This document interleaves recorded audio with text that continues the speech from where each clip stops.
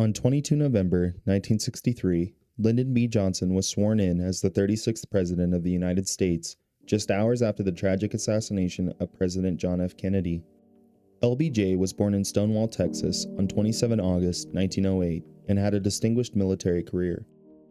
He served as a commander in the U.S. Navy during World War II, where he was awarded a Silver Star for bravery.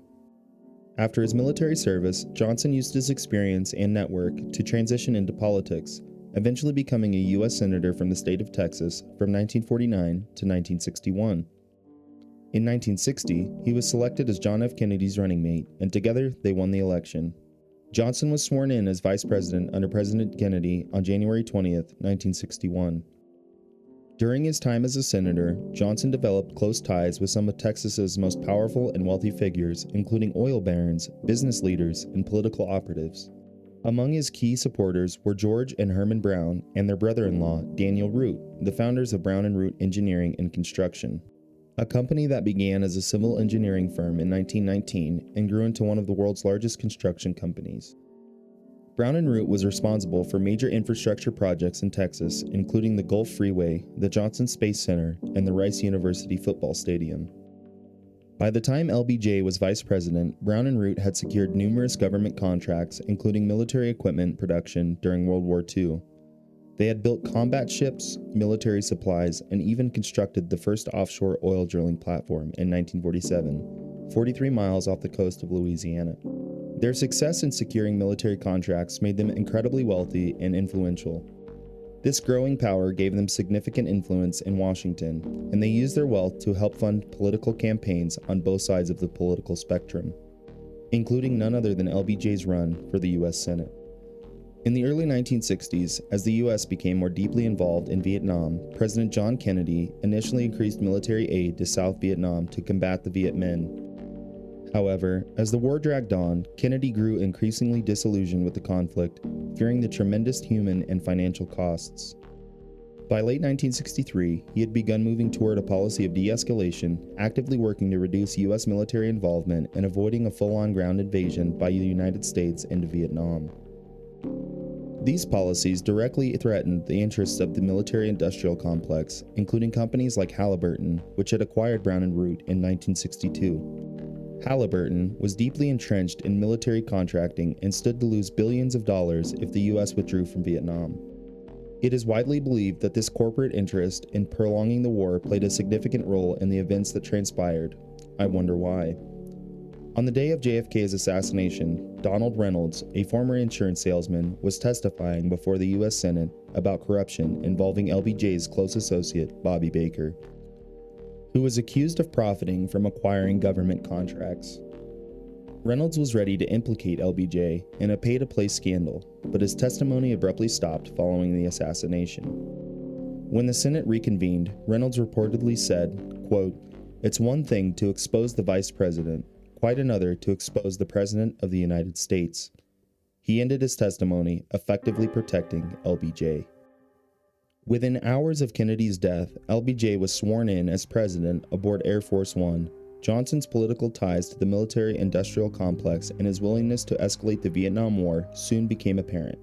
As if on cue, in 1965, just over a year after taking office, LBJ sent the first U.S. ground troops to Vietnam to defend military air bases, a move that many believed was influenced by the enormous profits at stake for companies like Halliburton.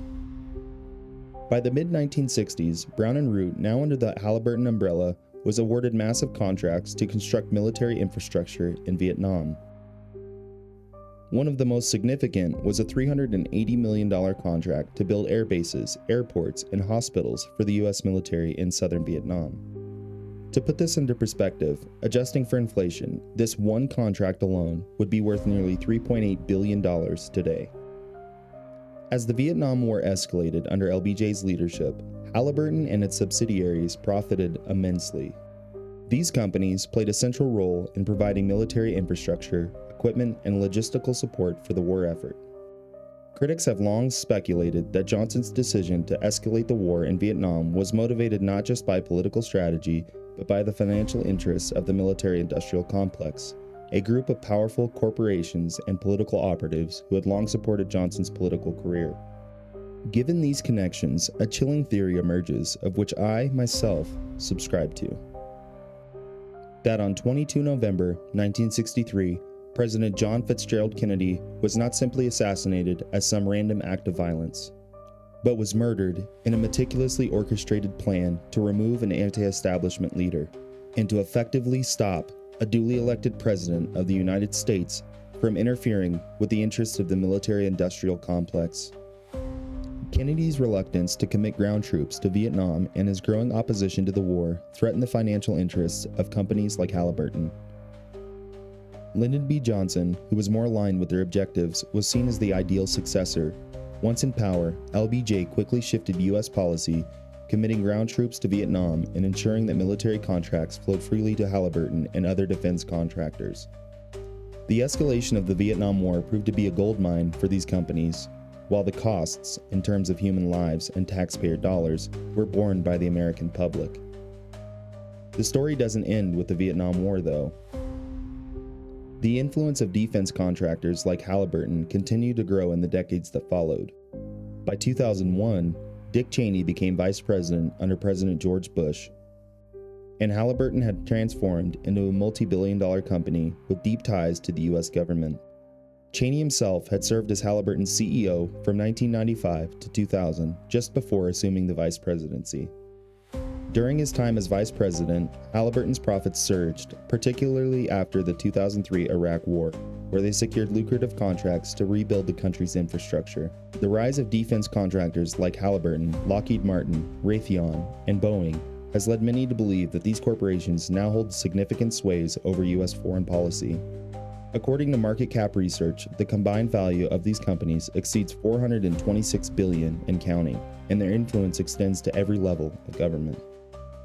Some even argue that these companies have infiltrated the U.S. government to the point where they control not just policy decisions, but also election outcomes and public narratives. As we look back at the events of the 1960s and beyond, it becomes increasingly clear that the relationship between politics, business, and war has shaped the course of American history in profound ways. The assassination of John F. Kennedy, whether orchestrated by powerful corporate interests or not, was a turning point, one that allowed Lyndon B. Johnson to ascend to power and implement policies that served the interests of the military-industrial complex, particularly in Vietnam. The tragic death of Kennedy set the stage for an escalation of the war, which in turn fueled the profits of companies like Halliburton. This relationship between politics, profit, and war is one that continues to shape global conflicts today, with defense contractors exerting tremendous influence over U.S. policy. A side note, this is how the Democratic Party thought of Black Americans. Here's what Lyndon B. Johnson, the man who signed the Civil Rights Act of 1964, said on the record to his director of Central Intelligence Agency, John McCone.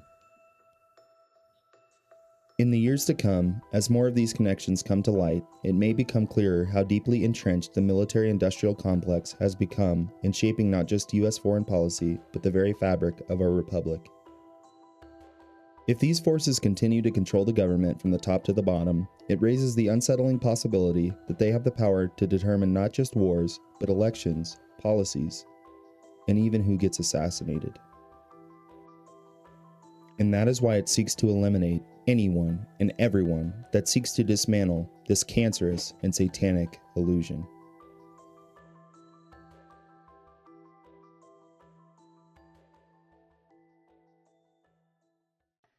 We have been compelled to create a permanent armaments industry of vast proportions.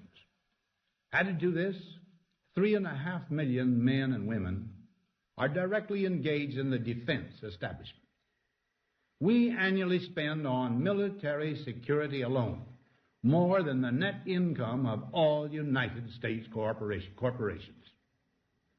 Now, this conjunction of an immense military establishment and a large arms industry is new in the American experience.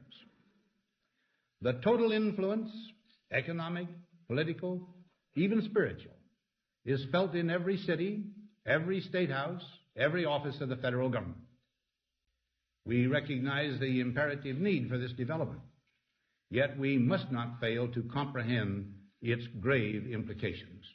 In the councils of government, we must guard against the acquisition of unwarranted influence, whether sought or unsought, by the military-industrial complex.